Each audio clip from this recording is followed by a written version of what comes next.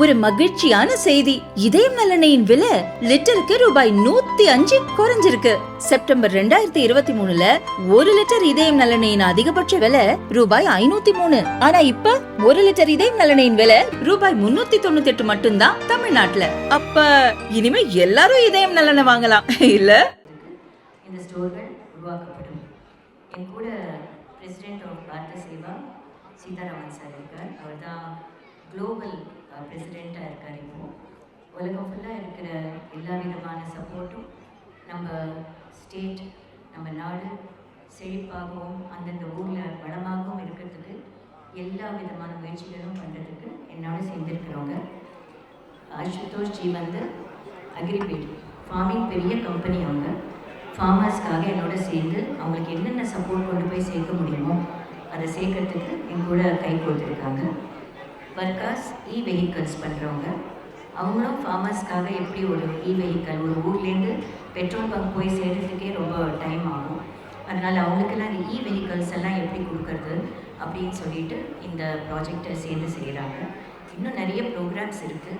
அதெல்லாம் ஒன்றொன்னா நாங்கள் செய்யும்போது we will explain it to you. பாரத சேவான்றது எல்லாரும் ஒரு சிட்டிசனும் ஒரு ஊர்லேயும் ஒரு வீட்லேருந்தும் மெம்பர் ஆக முடியும். நம்ம தெருவுக்கு என்ன முக்கியமோ அதுதான் நம்மளுக்கும் முக்கியம். நம்ம பக்கத்து வீட்டுக்காருக்கு எது முக்கியமோ அதுதான் நம்மளுக்கும் முக்கியம். யாரோ வருவாங்க, எப்போ செய்வாங்க, நம்மளுக்கு உதவுவாங்க நினைக்கிறதுக்கு முன்னாடி நம்மெல்லாம் சேர்ந்து எப்படி நம்மளுக்கு உதவலாம், பரோபகாரம்னு பேர். அது நம்ம செய்யக்கூடிய ஒரு ப்ராஜெக்ட் தான் பாரத சேவா. இதில் நிறைய டிவிஷன்ஸ் இருக்குது.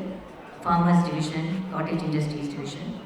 அதுக்கப்புறம் அவேர்னஸ் கொண்டு வருது. இன்றைய வாழ்க்கை முறை எப்படி இருக்குது, இது அடுத்த ஜெனரேஷனுக்கு நம்ம எதை கொண்டு போய் சேர்க்குறோம் தெரியாமல் சேர்த்துட்ருக்கோம்.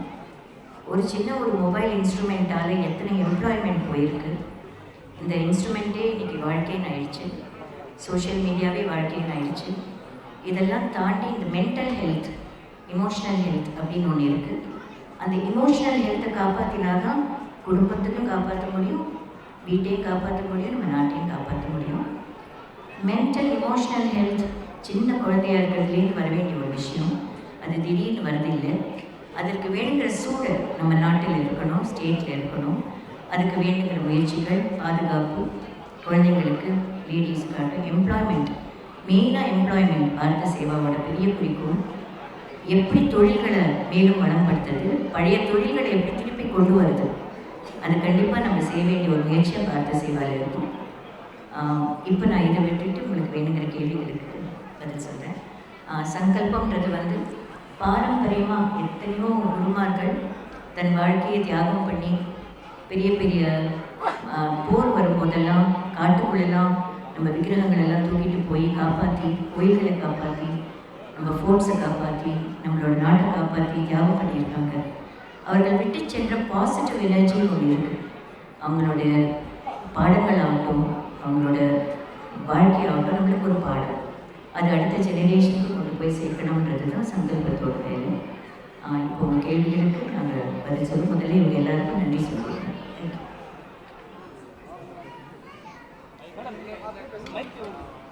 இதே வச்சுக்கலாமா? Okay, fine.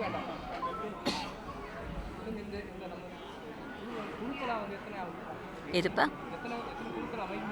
இதில் எல்லா குழுக்களும் வரும். அதாவது லாயர் குழுக்கள் வரும், டீச்சர்ஸ் குழுக்கள் வரும், ஃபார்மர்ஸ் குழுக்கள் வரும், அப்புறம் ஸ்டூடெண்ட்ஸ் குழுக்கள் எல்லாமே அங்கங்கே அவங்கவுங்க சேர்ந்து எல்லாரும் சேர்ந்து ஒரு ஊர் கூடி தேர் இழுக்கிற மாதிரி ப்ராஜெக்ட் தான் இது. நமக்கு வேண்டிய நல்லது செய்யறதுக்கு நம்ம ஒன்றா சேரணும். ஃபஸ்ட்டு அதை சேர்ந்து ஒரு அவேர்னஸ் வரணும். உலகத்தில் யாரோ செய்வாங்க, எப்போ செய்வாங்கன்னு இல்லாமல் இன்றைக்கி ஒரு எதிர் வீட்டுக்கு ஒரு பிரச்சனையாக இருக்கலாம், அதே பிரச்சனை நாளைக்கு நம்மளுக்கும் வரும். அதனால் அதுக்கெல்லாம் ஒன்றா கூட்டு. அந்த காலத்தில் ஊர் பெரியவர்கள்னு இருந்தாங்க, கண்காணிப்புன்னு ஒன்று இருந்தது. இன்றைக்கி அதெல்லாம் இல்லை. ஸோ குழந்தைங்க என்ன பண்ணுறாங்க, எங்கே போகிறாங்க, எப்படி வராங்க, யார் பாதுகாக்கிறாங்க, மொபைலில் யார் பார்க்குறாங்க, என்ன பண்ணுறாங்க ஒன்றும் தெரியல. ஸோ இதுக்கெல்லாம் சேர்ந்து ஒரு சின்ன அவேர்னஸ் எல்லா இடத்துலையும் வர வேண்டியிருக்கு. இந்த முயற்சியில் நாங்கள் இப்போ ஈடுபட்டு தமிழ்நாடு முழுவதும், தமிழ்நாடு தான் மாடலாக எடுத்திருக்கேன். அதுக்கப்புறம் இது வந்து நேஷ்னல் மூமெண்ட் தான், பாரத சேவா நேஷ்னல் மூமெண்ட் தான். பட் முதல்ல தமிழ்நாடு, நம்ம தமிழ்நாட்டில் நம்ம ஜனங்க ரொம்ப கடினமாக உழைப்பவர்கள், அவங்களோட ஸ்டார்ட் பண்ணுறேன்னு எனக்கு முதல்ல தமிழ்நாடு தானே. மேடம், கைவினை பொருட்கள்லாம் அழிஞ்சு போச்சு சில விஷயம் சொல்கிறாங்க. ஆனால் அதை தாண்டி பிளாஸ்டிக் பொருட்களில் உயரம் ஜாஸ்தி ஆகிடுச்சு. அது எப்படி பார்க்குறீங்க? ஏன்னா நம்ம இதுக்கு மரியாதை கொடுக்காததுனால தான், வேற எதுவும் இல்லை. வெளிநாட்டு பொருட்கள் மேலே நாட்டம் கொண்டு நம்ம போகிறதுனால தான், அந்த கெமிக்கல் ப்ராடக்ட்ஸ் நம்ம மேலே அது தாக்கம் இருக்கிறதுனால தான். சௌரியத்தை பார்க்குறோமே ஒழிய சுகாதாரத்தையும் ஹெல்த்தையும் பார்க்கறதில்ல. இப்போ ஒரு உடன் ஆர்டிக்கலில் இருக்கிற ஒரு நலன் வந்து பிளாஸ்டிக்கில் இருக்காது. நம்ம நாட்டில் இதெல்லாம் தெரிஞ்சு அறிஞ்சு தான் நம்ம கைவினை பொருட்களே இருந்தது. அதில் எல்லாரும் இருந்தது. ஒரு சின்ன பூத்தொட்டி பண்ணி வியாபாரம் பண்ணி ஒரு வாழ்வாதாரம் இருந்தது. சொப்புகள் பண்ணி வாழ்வாதாரம் இருந்தது. இதெல்லாம் ஒரு வாழ்வாதாரமாக இருந்தது. இன்றைக்கி அழிஞ்சிக்கிட்டு வருது. அடையாளங்கள் போகக்கூடாது. ஒரு ஊரில் ஒரு ஜமக்காலம் பண்ணுறாங்க, திண்டுக்கல் பூட்டுன்னு ஒன்று இருந்தது. அதெல்லாம் இப்போ எங்கே இருக்குதுன்னு கேட்க வேண்டியதாக இருக்குது. எந்த ஒரு தொழிலும் இதுதான் கடைசி குடும்பம், இது பண்ணுறவங்கன்னு ஆகிடக்கூடாது. அதை காப்பாற்றி டாக்குமெண்ட் பண்ணி நம்ம அடுத்த ஜெனரேஷனுக்கு, நம்ம நாட்டு பெருமை அது. இப்போ அந்த பொருளை தேடி வெளிநாட்டிலேருந்து ஒருத்தர் வராங்க. அது மாதிரி நம்ம அதை பாதுகாக்க வேண்டியது நம்ம கடை. மேடம், செல்ஃபோன்ஸ் வந்து இப்போ குழந்தைங்க வரைக்கும் யூஸ் பண்ணுறாங்க. இதெல்லாம் வந்து வளர்ச்சி பாதிக்கு போகுதுன்னு நினைக்கிறேன். எந்த ஒரு புது விஷயத்தையும் ஏற்றுக்கொள்வது தவறில்லை. குளோபல் அவேர்னஸ் இருக்கிறது தவறில்லை. ஆனால் இந்திய மனப்பான்மை போயிடக்கூடாது.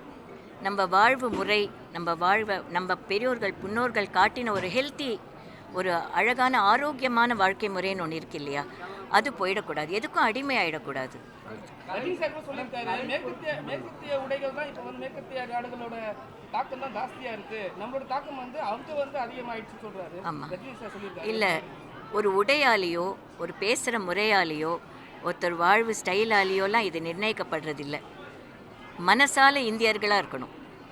எங்கே சென்றாலும் அந்த இந்தியத்துவம் நம்ம மனசுலேயும் நம்ம வாழ்க்கையிலையும் நம்மளை சுற்றி இருக்கிற பாதுகாக்கிற ஒரு முறையிலையும் அது இருக்கணும்.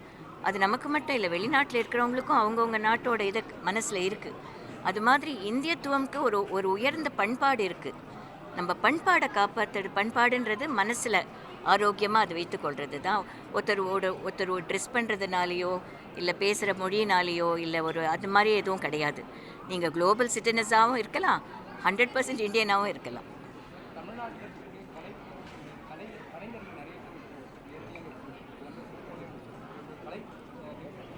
நீங்கள் எல்லாரும் சப்போர்ட் பண்ணாதானே முடியும். நம்ம யூடியூப், சோஷியல் மீடியா, இந்த இன்ஸ்டாகிராம், இதில் போய் மூழ்கிட்டோம் இல்லையா. வெளியில் வந்து கண்ணால் பார்த்து டச் அண்ட் ஃபீல்னு ஒன்று இருக்குது. கையால் தொட்டு பழகிறது, கண்ணால் பார்த்து பழகிறதுன்னு ஒன்று இருக்குது. அந்த மாதிரி இருந்தால் தான் உயிரோட்டம்னு ஒன்று இருக்கும் வாழ்க்கையில். அந்த உயிரோட்டமே போயிடுறது இல்லையா. ஒரு மெஷினோடையே பழகிட்டா உயிரோட்டம் போயிடும். இப்போ பெண் பிள்ளைகள் வந்து இன்ஸ்டாகிராமில் முழுகி போயிட்டு அரைகுறை ஆடைகளோட ஒரு விஷயம் பண்ணுறாங்க. அது எப்படி பார்க்குறீங்க? அது ஒருத்தரால் ஒன்றும் இல்லைப்பா. நம்ம எல்லாரும் ஒரு சமூகமாக சேர்ந்து, ஏன் நீங்கள் அது போடுறீங்க? அதை போடாமல் இருக்கிறதுக்கு தானே வழி. முதல்ல நம்ம எங்கே ஆரம்பிக்கிறது சோர்ஸ், அந்த சோர்ஸை நம்ம கட் பண்ணி, சரி நம்ம 10 பேர் அதை பார்க்காம போனால் அதுக்கு ஒரு மரியாதை இருக்காது இல்லையா. நம்ம என்ன பார்க்க வேண்டாம்னு நினைக்கிறோமோ நம்ம ஃபஸ்ட்டு பார்க்கக்கூடாது. நம்ம என்ன செய்ய வேண்டாம்னு நினைக்கிறோமோ அதை செய்யக்கூடாது. எல்லாருக்கும் எங்களுடைய வாழ்த்துக்கள். யார் எல்லா சிறப்பாக வாழ்ந்தாலும் வாழ்த்துக்கள்.